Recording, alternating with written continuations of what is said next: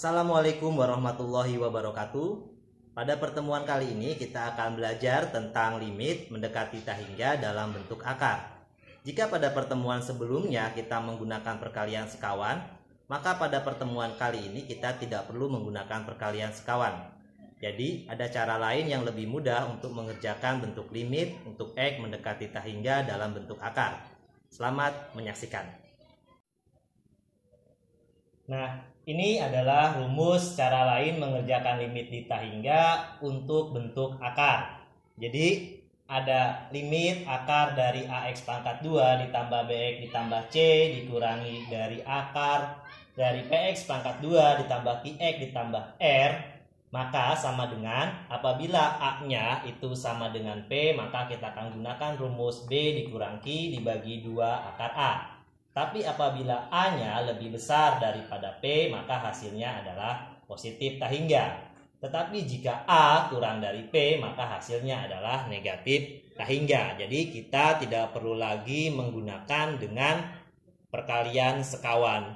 Misalkan ada contoh soal sebagai berikut, yaitu adalah limit akar dari 3x pangkat 2 ditambah 5x ditambah 7 dikurangi akar dari 2x pangkat 2 ditambah 8x dikurang 6. Nah, kalian di sini hanya tinggal melihat saja A dan P-nya.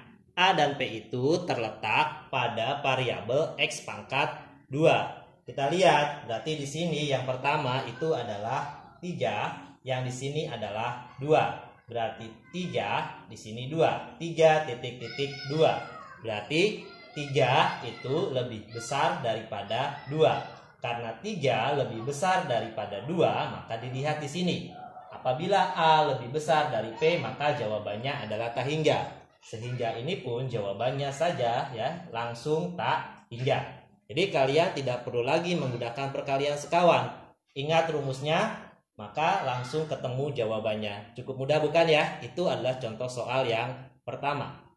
Nah, sekarang contoh soal yang kedua ya. Yang kedua, apabila ada limit akar dari 4x pangkat 2 dikurangi 6x dikurangi 3 dikurangi akar dari 4x pangkat 2 dikurangi 8x tambah 1 untuk X mendekati tahingga. Ingat, kalian hanya tinggal melihat angka yang berada di depan x pangkat 2. Nah, di sini ada angka 4, kemudian di sini juga ada angka 4. Sehingga berarti 4 itu sama dengan 4. Karena sama dengan berarti A itu sama saja dengan P-nya. Berarti kita akan gunakan rumus ini, yaitu B dikurangi Q dibagi 2 akar dari A.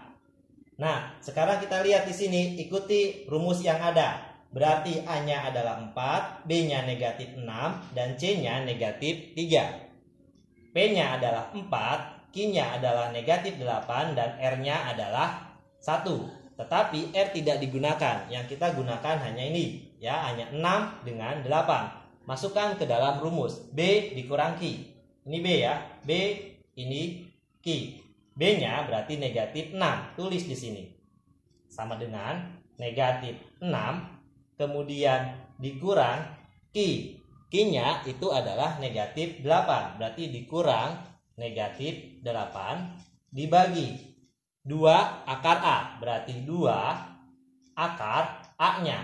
A-nya itu adalah 4. Berarti 2 akar 4. Berarti sama dengan negatif 6 dikurang negatif 8. Berarti sama dengan negatif 6 ditambah 8. Hasilnya adalah 2. Positif 2.